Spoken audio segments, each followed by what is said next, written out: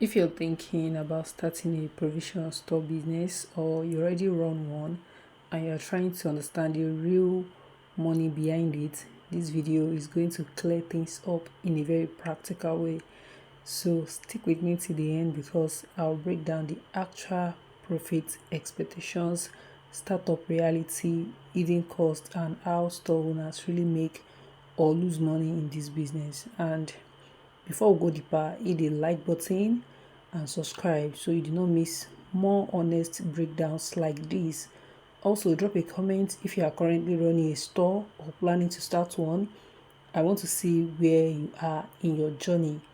In today's video, we are going to look at how a provision store really works, what most people misunderstand about the profit, and the actual numbers you can expect depending on your location and scale. I will also show you how small stores survive on thin margins while larger ones grow steadily through volume. By the end, you understand whether this business is truly worth it or if it's just another looks easy, feels hard kind of business that drains beginners. The promise here is simple. We live with a clear mental picture of how much capital you need, how much you can realistically make per day or month, and what separates struggling store owners from profitable ones. No sugarcoating, just grounded expectations based on how the business actually runs on the ground. A provision store is one of the most common small businesses in many communities, especially in Nigeria and similar markets. It is basically a retail shop where everyday household goods are sold. Things like rice, noodles, oil, beverages, soap, toothpaste, and snacks. The reason this business attracts so many people is simple. People buy these items every single day, so demand is constant. But constant demand does not automatically mean high profits. One thing many beginners get wrong is assuming that because customers come daily, money must also be flowing heavily. In reality, provision stores work on volume, not big margins. You sell many small items and you make small profits on each one. When those small profits add up over time and over many customers, that is where the real income comes from. Another key point is that this business is heavily dependent on location and competition. Two stores selling the same items can have completely different income levels just because one is near a busy junction and the other is tucked inside a quiet street. So, understanding the structure of this business is the first step before thinking about profits.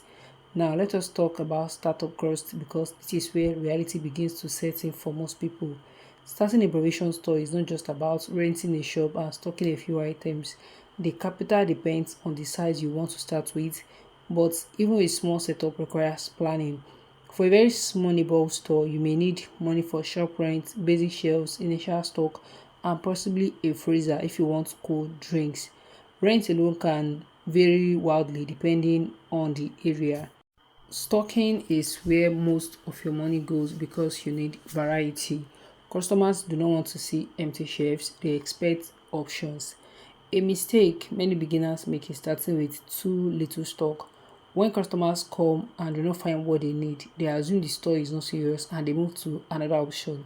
This is how sales slowly reduce without the owner realizing it early enough.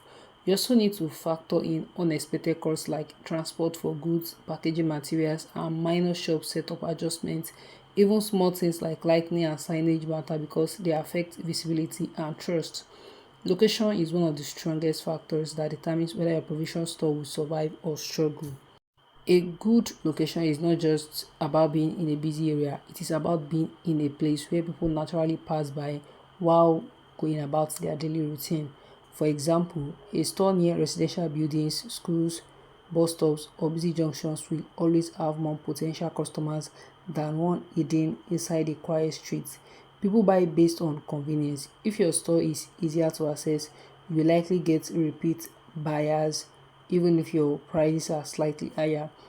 However, rent in good locations is usually higher. This is where many people get stuck. They want high traffic but low rent. In reality, you don't often have to balance both. Paying slightly higher rent in a good location can actually increase your profits because of higher sales volume. Another important detail is visibility. If people cannot easily see your store or recognize what you sell, you lose impulse buyers. Small signage, clean front display, and organized shelves make a big difference in attracting walking customers. Now, let us talk about inventory because this is the heartbeat of your business. What you stock determines who comes to your store and how often they return. A good provision store does not just randomly buy items, it focuses on fast moving goods.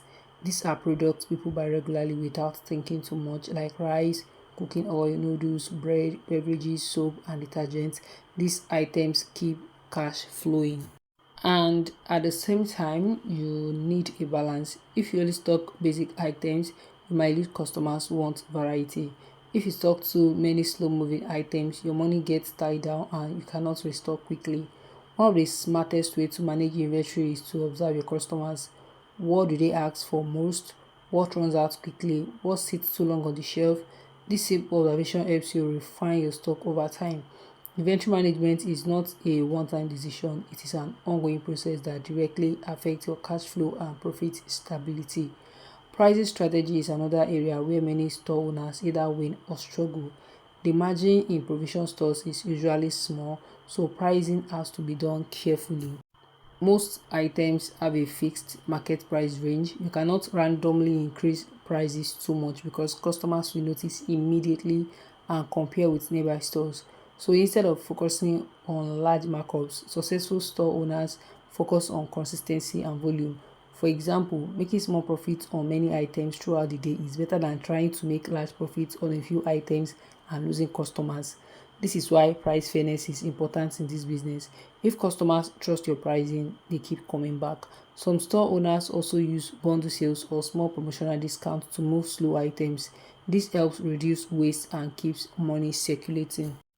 At this point, if you're finding this breakdown helpful, take a second to subscribe and share it with someone thinking about starting a small business. There is a lot more insight coming that can save them from costly mistakes. Daily sales in a provision store can look very different depending on size and location.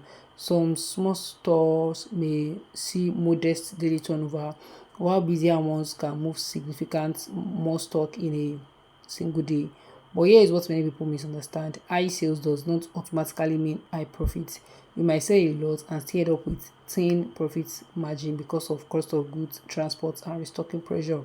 A typical day involves many small transactions. Someone buys noodles, another buys soap, another buys soft drink. Each sale is small, but together they form the daily revenue. The challenge is consistency. Some days are strong, others are slow. Weather, holidays, salary periods, and even local events can affect daily sales. This is why store owners must plan cash flow carefully and not assume every day will be the same.